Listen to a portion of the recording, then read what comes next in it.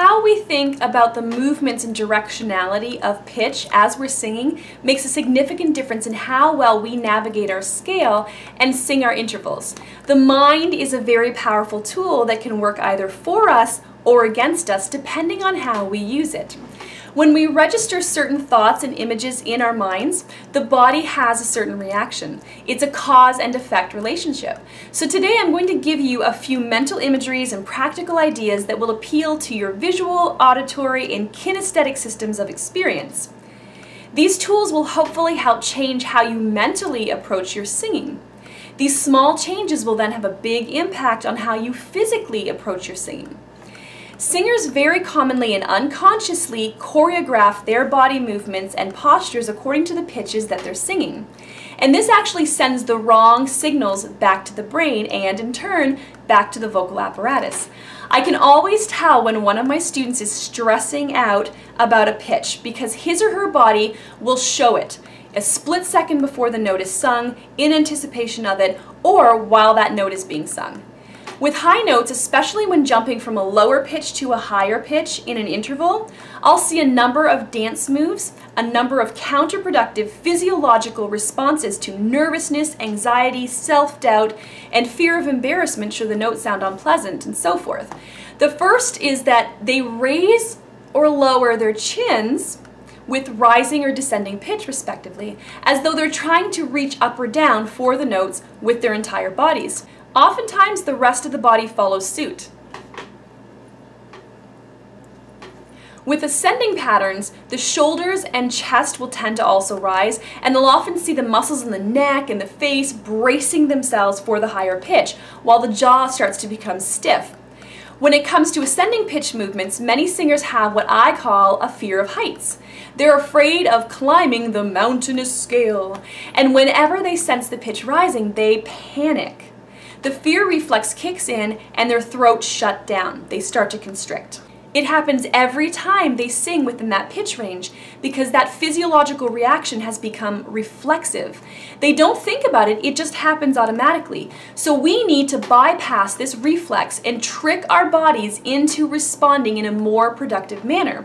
We need to alter the mental images that we have in association with pitch and its movement. One little trick is to change our choreography. When singing high notes, we can very gently and subtly bend our knees so that our bodies move downward a bit. This tricks the mind into thinking differently about ascending pitch, and then the body, in particular the throat, reacts more favorably. It tends not to tense up as much. When singing lower notes, we don't want to bury our chins in our necks, as this will put pressure on the larynx. At the same time, though, we don't want to raise the chin because that correction is equally unproductive. When singing in the lower part of our range, or singing descending intervals, we can rock very subtly onto the balls of our feet, but not so far forward so as to place stress on the body's postural muscles. And we want to allow the body to elevate just slightly so that we're a bit taller, but not so high that it causes instability in our body's balance. Other physical movements that can help us think about and react differently to changing pitch involves moving the hand in ways that signal the eye and then the brain to change its response patterns and signals. If we're singing an ascending scale, we don't want to raise our hands upward because the whole body will tend to follow suit and the brain will react to that perceived directional movement. Even the larynx will likely rise. It's usually better to either have the direction of the hand movements be opposite to how the mind perceives the pitch movement. La, la, la, la, la,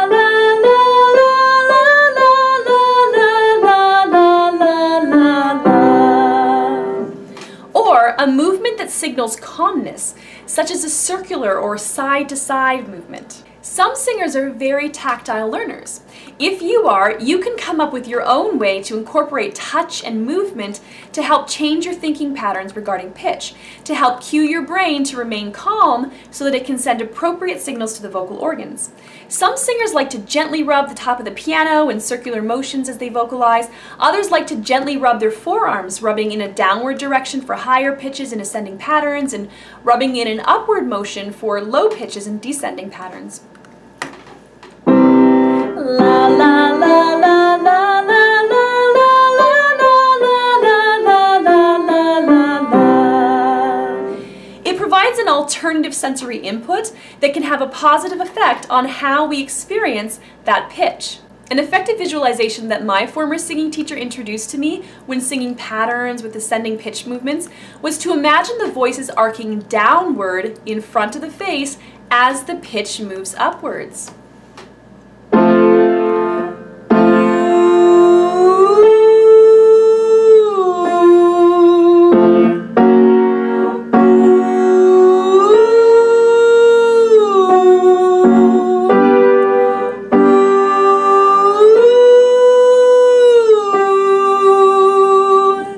Now I use my hand to visually represent that imagery. It's all part of the feedback loop. Now I have just one more suggestion regarding changing our thinking patterns when it comes to pitch movement. Start thinking of pitch and imagining pitch as being a horizontal rather than a vertical movement. Think of it as being stretched out or laid out horizontally on a piano keyboard rather than on something like the rungs of a ladder that you have to climb up and down. This will make a significant difference in your body's response because you'll no longer be thinking up and down, but side to side, as though all the pitches are equal, just different in terms of shades and personalities. The scale will become more equalized this way as well. I find this tool helpful when singing lower notes. I don't think up, because that might cause me to go sharp in pitch, but I don't think down either, because that will cause me to reach down with my larynx and my voice will sound like a dull, flat foghorn. I think across, and that helps prevent me from reaching down for the note with my larynx, and that, in turn, helps to equalize my timbre across the entire scale. Alright, so give these tips and imageries a try, and let me know if you find them effective. I hope they'll help you start thinking a bit differently about and reacting more productively to ascending and descending pitch movements. In the comment section below, please feel free to share any others that you use when you're singing. It's always great to hear other ideas from those within the singing community and receive more tools for improving our singing. You're also always welcome to post them on the SingWise Facebook page or contact me at Karen@singwise.com. And I apologize if I sound like a broken record, but I would really appreciate it if you'd take a moment to like this video and subscribe to this channel. Thank you so much for tuning in today.